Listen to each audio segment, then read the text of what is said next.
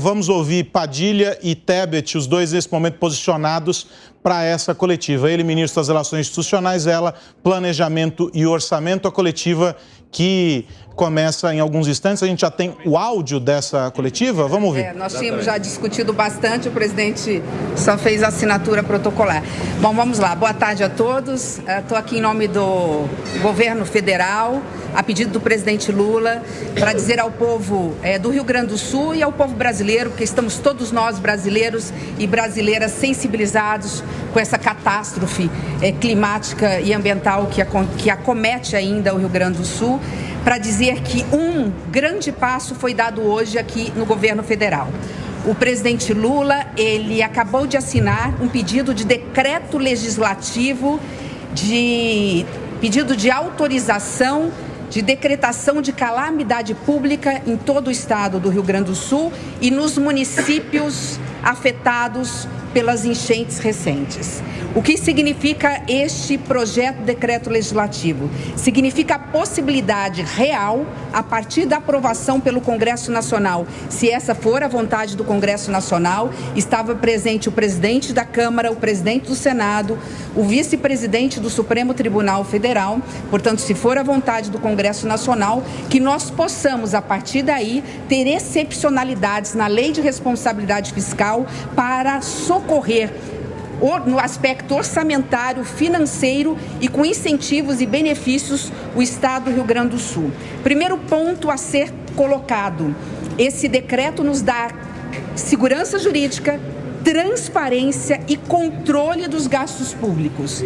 Ele é um decreto limitado, não só ao Estado do Rio Grande do Sul e aos seus municípios impactados, mas também essas exceções, a partir de então, só valerão se especificamente para as ações referentes à calamidade pública, todas elas. Eu gostaria ainda de reforçar, antes de passar a palavra para os meus colegas, que não há necessidade, portanto, num primeiro momento, de novo, se for essa vontade do Congresso Nacional, não há mais necessidade de uma PEC, como aconteceu no passado. Por quê? Porque o protocolo de crise da pandemia, diante daquele momento, nos permitiu não só editar uma emenda constitucional, mas também alterar naquele momento a Lei de Responsabilidade Fiscal. E assemelhamos os casos de calamidade pública aos casos de estado de sítio, estado de defesa, para efeito de excepcionalidades. Então, com este decreto legislativo, que é um guarda-chuva, nós poderemos editar outros tantos atos. Uma possível medida provisória com crédito extraordinário, uma negociação do Ministério da Fazenda com o governador do estado em relação à dívida, em relação a incentivos e benefícios para os setores produtivos, comerciantes, empresários, agroindústria, agricultura, pecuária e também para a população que foi, obviamente, atingida. Então, diante disso, repito que este é um primeiro passo e tivemos aí, num primeiro momento, uma conversa muito propositiva com o presidente da Câmara, o presidente do Senado, que estão voltados 24 horas também por dia para que possamos, em conjunto, de forma harmônica, dar respostas o mais rápido possível à população do Rio Grande do Sul. Ministro, qual o orçamento, o que já foi empenhado, o que é restos a pagar? Qual é o valor que você tem para trabalhar em cima dele mesmo? Separado. A partir desse decreto legislativo, fica fora do limite de gastos do orçamento federal e fora das metas fiscais qualquer benefício, incentivo ou gastos que venhamos a fazer com o Estado e com os municípios. Nós vamos, a partir de agora, aguardar as demandas das prefeituras, do governo do Estado e principalmente também da cidade de Porto Alegre. É importante lembrar da capital de Porto Alegre, que foi muito atingida, e também dos ministérios setoriais. Vamos aguardar o orçamento necessário do Ministério da Defesa, do Ministério da Saúde, do Ministério da Educação, do Ministério dos Transportes, que obviamente estão fazendo o levantamento. Então, eu queria, assim, deixar muito claro, nós não temos sequer estimativa do quanto vai ser necessário. Isso tudo vai vir, nós vamos colocar uma lupa nesses valores para deixar muito claro que não é qualquer coisa que entra como crédito extraordinário. Algumas coisas vão entrar dentro do orçamento, ou seja, vão impactar o primário, vão impactar o limite de gastos, se não for considerado ações específicas para a calamidade pública. Ministra, essa autorização vem a partir do PDL. Então, o Congresso vota esse PDL enviado pelo presidente Lula e aí eles dão essa autorização para esse gasto fora da meta fiscal, é isso? Perfeito. E vota quando? Já tem alguma previsão?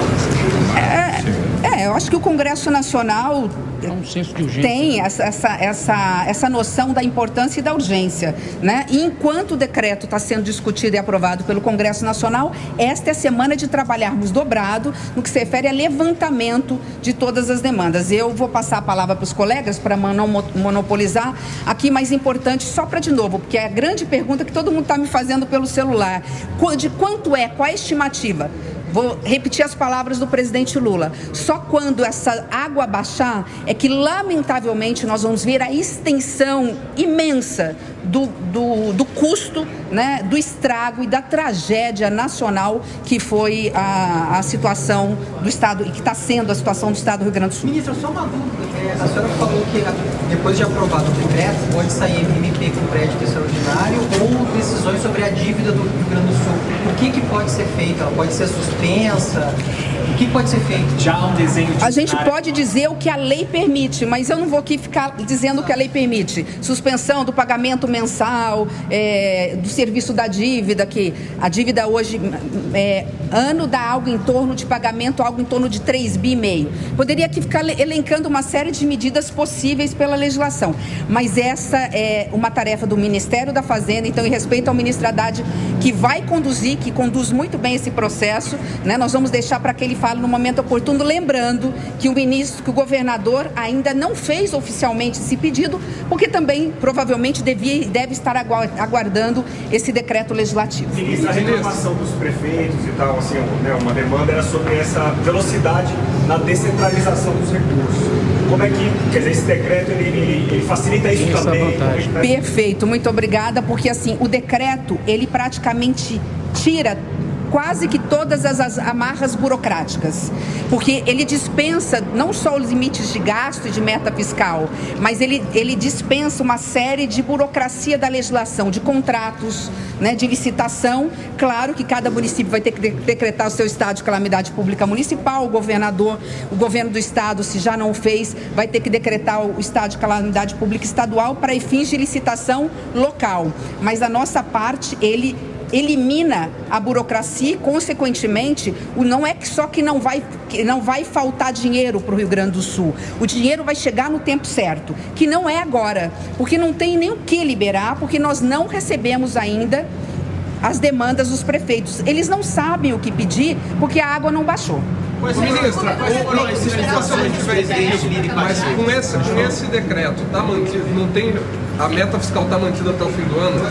A meta fiscal está mantida até o final do ano e nós podemos utilizar os recursos do orçamento federal fora do limite do gasto, que nós temos um teto, e fora da meta fiscal, única e exclusivamente para o Rio Grande do Sul e para os casos específicos de calamidade pública. A estrada, a ponte, o posto de saúde, a reforma da creche, ou seja, para que nós possamos resolver um possível linha de financiamento, incentivos para a retomada do setor produtivo, alguma coisa focada também às pessoas que perderam as suas moradias. Isso fica fora do limite de gastos e isso fica fora da meta fiscal, o que nos dá o conforto de dizer, exatamente por isso, que a meta fiscal de 2024 continua valendo. O governo vai liberar o SAT-FGTS de calamidade pública para as regiões afetadas? Eu não gostaria de entrar, a gente discutiu tudo isso, mas eu vou repetir, nós não vamos adiantar nenhuma medida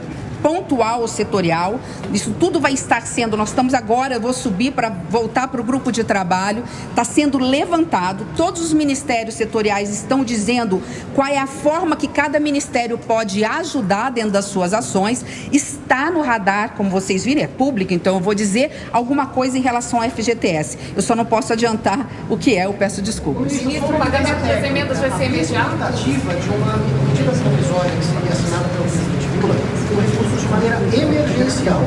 Então, essa medida provisória, o que a senhora está falando... Se der após a aprovação. Não é só por isso. Não é só porque... O próprio decreto. É porque eu preciso do decreto para garantir o crédito extraordinário. Eu não posso emitir crédito extraordinário. Eu poderia, mas dentro de uma situação muito mais restrita. Então, como a dimensão é maior do que qualquer coisa que nós já vimos, antes a gente podia baixar uma medida provisória abrindo crédito extraordinário. Mas nós vamos investir e gastar muito mais. Então, consequentemente, não é hora. E nem os prefeitos ainda oficialmente nos demandaram, porque eles ainda não têm dimensão. Nós queremos mandar uma medida provisória só com valor único, envolvendo uma série de medidas. Ministra, precisa do decreto para poder pagar as emendas parlamentares?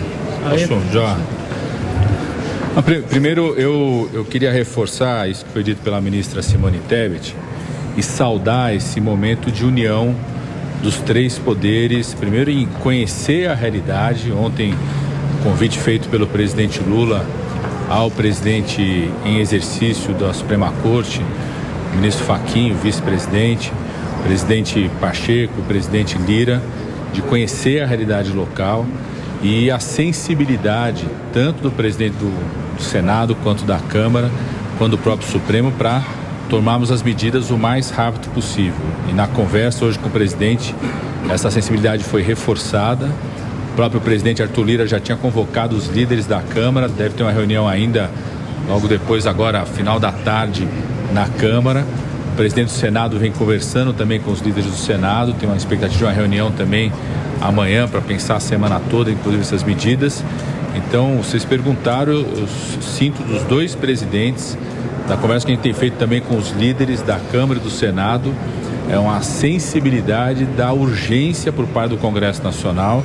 A expectativa, na medida que foi encaminhado hoje esse projeto de decreto legislativo, seja aprovado o mais rápido possível.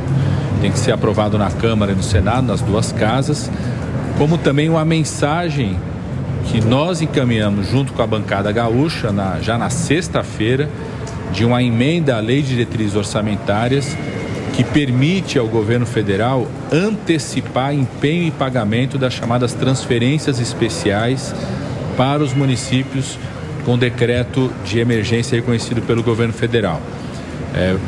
Os recursos das emendas parlamentares, elas acontecem independente desse decreto, já estavam previstos no orçamento. Então tem 588 milhões de reais identificados junto com a bancada gaúcha na última sexta-feira, que nós já autorizamos aquilo que não estava empenhado ser empenhado, aquilo que já estava empenhado ser pago. A partir de hoje já começa o pagamento desse recurso, dessas emendas, pelo Ministério da Saúde e os demais 7 ministérios, são 8 ministérios envolvidos, e tem mais 480 milhões de reais identificados junto com a bancada gaúcha, que são emendas individuais de transferência especial, que é aquela que manda direto para o fundo de participação do município. Essas emendas, por conta da Lei de Diretrizes Orçamentárias feita pelo Congresso, não é possível antecipar o empenho e o pagamento dessas emendas. Tem uma regra da LDO que não permite que seja antecipado. Então, por isso que nós encaminhamos já na sexta-feira, em apoio com o coordenador da bancada gaúcha, o deputado Marcon, uma proposta de emenda na LDO, que a expectativa nossa, confirmada pelo presidente do Senado, presidente do Congresso, possa ser votado na sessão do Congresso nessa semana, que isso autorizaria também o governo a antecipar o empenho e pagamento dessas emendas especiais, somadas dá cerca de 1 bilhão e 60 milhões de reais, que são repasses imediatos, são repasses fundo a fundo. Então ele não depende de convênios, não depende de etapas de execução. Então os recursos que vão direto aos municípios, ao estado, com a velocidade muito maior. Então o sentimento que nós tivemos aí por parte dos presidentes do Congresso Nacional é a disposição de votar o mais rápido possível e a compreensão de que esse é o melhor instrumento para garantir aquilo que a ministra Simone Tebet falou aqui e aquilo que o governador nos falou também no dia de ontem. O governador disse o seguinte: todo recurso que vier para o Rio Grande do Sul é muito positivo, mas ele falou, mais do que recurso, eu preciso mecanismos que permitam a velocidade na execução. E esse decreto legislativo encaminhado pelo presidente Lula, reconhecendo a situação de calamidade, permite também velocidade na execução, permite, como disse a ministra Simone Tebet, uma série de atos do governo federal, não só de recursos orçamentários, mas outros benefícios que possam ser anunciados e executados com uma velocidade ainda maior. Então, casa exatamente com a preocupação trazida pelos prefeitos. Fizemos uma reunião com todos os prefeitos afetados ontem à noite em Porto Alegre e com o governador da velocidade da execução. Sem prejuízo de novas medidas, Nós vamos trabalhar para que ele seja aprovado o mais rápido possível. Ele depende da sessão da Câmara e do Senado, nós vamos trabalhar junto, né? O governo não para, isso aqui é mais um passo das ações, vamos trabalhar junto aos líderes para que ele seja aprovado o mais rápido possível. Tem sessões da Câmara e do Senado essa semana. Se a gente puder aprovar essa semana, melhor ainda. Qual foi a sinalização dos presidentes sobre calendário, de tentar votar ainda essa semana e sobre a sessão do Congresso Nacional que estava marcada para o dia 9? A gente não entrou em detalhes. O próprio presidente Arthur Lira tem uma reunião com os líderes da Câmara agora. O presidente Pacheco do Senado, a gente já havia marcado uma reunião para o dia de amanhã com os líderes do Senado. O dia inteiro temos trabalhado com o líder do governo do Senado e da Câmara para celeridade nessas medidas. Nós, inclusive, retiramos a urgência constitucional do PL do Mover, que estava trancando a partir de hoje a pauta da Câmara, ou seja, permite que a Câmara possa votar ao ser retirada essa urgência, combinado com o líder do governo da Câmara e alguns dos líderes para que a gente possa votar o Mover ainda essa semana, mas permite que você possa votar hoje, amanhã, esse decreto legislativo. Ou seja, vamos trabalhar para que seja aprovado o mais rápido possível. Acho que sentimento de urgência existe por parte do presidente da Câmara, do presidente do Senado, de todos os líderes. Estou confiante que a gente vai conseguir aprovar o mais rápido possível, como também estou confiante que na sessão de quinta-feira do Congresso Nacional seja aprovada essa mudança na Lei de Diretrizes Orçamentárias, que vai permitir que o governo possa repassar de imediato, empenhar e pagar mais 480 milhões de reais em emendas, somando tudo dá 1 bilhão e 60 milhões de emendas parlamentares de bancada. Lula, na coletiva, foi dada, na verdade, o pronunciamento está sendo. Ele até mencionou a eventual atrito que o senhor venha a ter com algum presidente, e deixando claro que é o presidente da Câmara dos Deputados, Arthur Lira. O senhor acha que nesse momento de necessidade de união de esforços, o senhor já conversou com o Lira, por exemplo, com o Pacheco, sobre a possibilidade de focar essa semana em votações que tem o objetivo de ajudar o Rio Grande do Sul, e a sua relação com o chefe dos poderes melhorou? Não, isso são questões absolutamente já superadas. Tanto que na semana passada nós continuamos avançando na pauta prioritária do governo, concluímos a votação do PERSE, concluindo a votação com um acordo construído com a Câmara do Senado. Muitos diziam que era impossível construir um acordo, que não seria construído um acordo. O acordo foi construído, votado, mantendo um programa importante nessa etapa de transição do setor hoteleiro, setor de turismo, setor de eventos, com responsabilidade fiscal. Aprovamos também o PL da depreciação, que estimula a renovação de máquinas pelo setor. Essa semana a expectativa é que a gente possa concluir a votação da 1202 na Câmara, que já foi aprovada também na comissão, e todo o espírito, tanto do presidente da Câmara quanto do presidente do Senado, não à toa tem reunião com os líderes, exatamente para priorizar medidas de impacto. Esse é o ministro Alexandre Padilha falando. Uma rápida parada para você que nos acompanha pelo rádio, a gente volta já já. A fala não só do presidente Lula, mas do presidente do Senado, do presidente da Câmara e do ministro Fachin, é de compartilhamento. Inclusive, essa foi a palavra utilizada pelo presidente Lula. Compartilhamento das decisões entre os três poderes naquilo que envolve a tragédia do Rio Grande do Sul, no sentido de garantir o atendimento para o Rio Grande do Sul. Ministro, pode dizer qual seria a tragédia, cabe um planejamento na sessão do Congresso novamente? Eu já disse aqui que a nossa expectativa é votar na quinta-feira na sessão do Congresso a mudança da LDO, que permite antecipação dos recursos das chamadas transferências especiais. São cerca de 480 milhões de reais.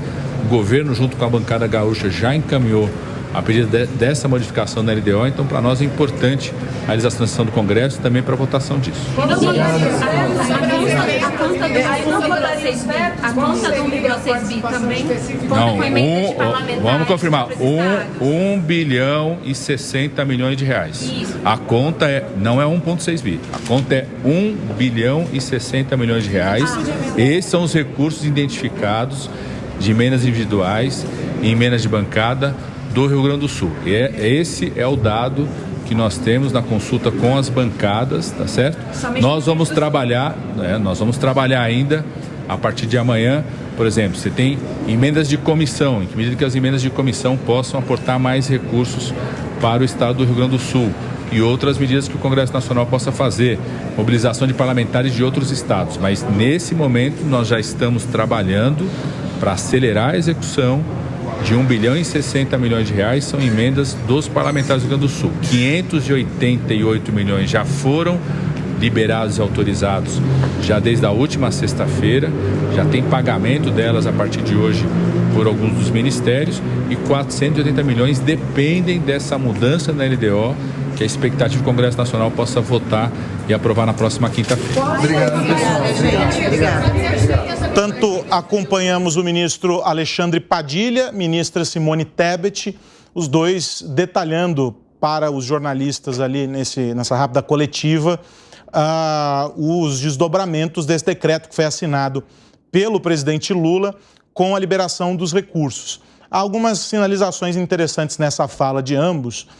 No caso da ministra, achei interessante o racional de primeiro entender qual a demanda efetiva dos municípios, de maneira lógica, para que essa liberação de verbas aconteça de maneira estruturada. Me parece fazer sentido, mas eu não entendo nada do ponto de vista econômico dessa história, Gaime. Faz todo sentido, afinal de contas, ela é ministra do planejamento. Para ter um planejamento, você precisa, primeiro, entender o problema, para daí, frente a um orçamento que ele é limitado, estabelecer as prioridades. Estabelecer prioridades no mundo real é fazer escolhas. Então, mais dinheiro para determinadas cidades, eu vou ter que abrir mão de alguma coisa do orçamento.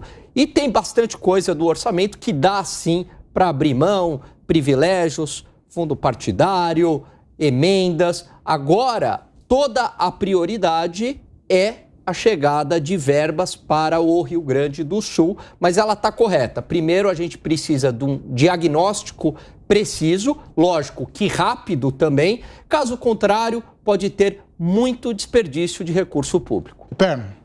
Perfeito. Em toda tragédia, sempre aparece alguma autoridade falando: liberei tantos milhões, liberei isso, liberei aquilo. Uau. Enfim, esse dinheiro foi liberado para quê, afinal de contas? Alguém sabe quanto vai custar a reconstrução dos acessos a Santa Maria ou da infraestrutura de Canoas? Será que o aeroporto Salgado Filho vai precisar de recursos para sua recuperação? Porque a gente ainda não sabe o tamanho do dano. Então, agora não adianta ficar chutando valores, chutar número bonito, jogar para torcida números absolutamente eloquentes aí. Não, agora é o momento de entender a dimensão dos problemas. Então, o que nós precisamos fazer nesse primeiro momento? Quanto vai custar cada ação? E eu passei, nos últimos dias todos, defendendo que os 34 parlamentares do Rio Grande do Sul destinassem 100% das suas emendas para o atendimento dessas populações e reconstrução da infraestrutura danificada. Eu acho que esse já é um bom caminho, porque a partir do momento em que o dinheiro será colocado à disposição deles com mais celeridade, agora, pelo menos, o eleitor, a população gaúcha, vai saber de quem cobrar. Olha, seu deputado, olha, seu senador, o senhor tem tantos milhões em emenda. Por que o dinheiro não veio para cá? Segre. Vamos lembrar que o dinheiro não nasce de árvore, não flui do chão, muito menos da água. E que qualquer necessidade de recursos desse momento gera mais dívida futura. E esse é um dado interessante para, de novo, voltar à importância do equilíbrio das contas públicas, porque família, empresa, sempre destinado algum recurso, pelas dúvidas, para uma questão que não foi prevista, uma urgência, uma emergência médica, alguma necessidade de conserto de uma moradia, e aí é onde aparece a necessidade desse equilíbrio orçamentário para uma família, para uma empresa e agora para o país também, e para os recursos de Rio Grande do Sul. E por que digo isso? Porque hoje saiu o resultado das contas públicas. Nos últimos 12 meses, o déficit fiscal foram 259 bilhões.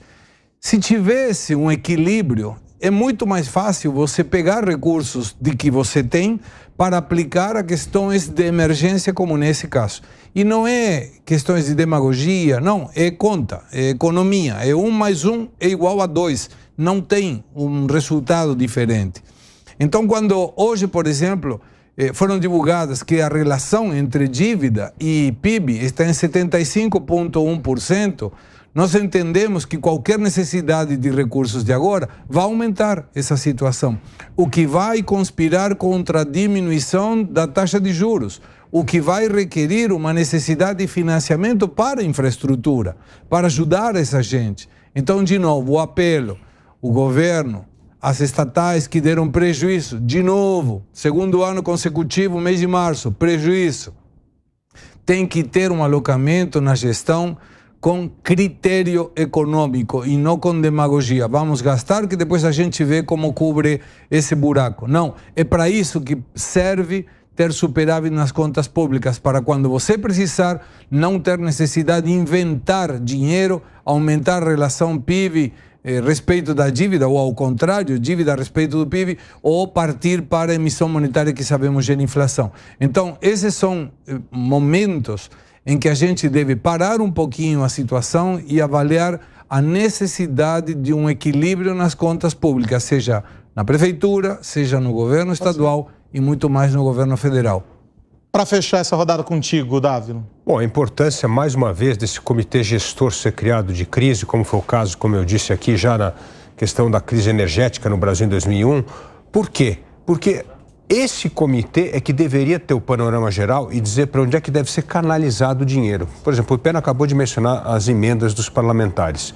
Vai ver que a necessidade imediata é posto de saúde e não infraestrutura, porque a infraestrutura vai vir o dinheiro de outros setores, por exemplo, como o Ministério do Transporte. Então, precisa ter um órgão, que eu falo que é o órgão gestor de crise, para saber onde canalizar os recursos mais urgentes neste momento. E aí entender quais são aqueles recursos que vão financiar a reconstrução da infraestrutura do Rio Grande do Sul. Então, eu sugiro que é muito importante, primeiro, aqui, parabenizar a celeridade do governo nesse momento de crise em aprovar um decreto legislativo, porque certamente é um mecanismo que permite que o governo consiga transferir recurso de maneira objetiva, mais célere para o governo do Rio Grande do Sul. Então essa é a primeira boa medida.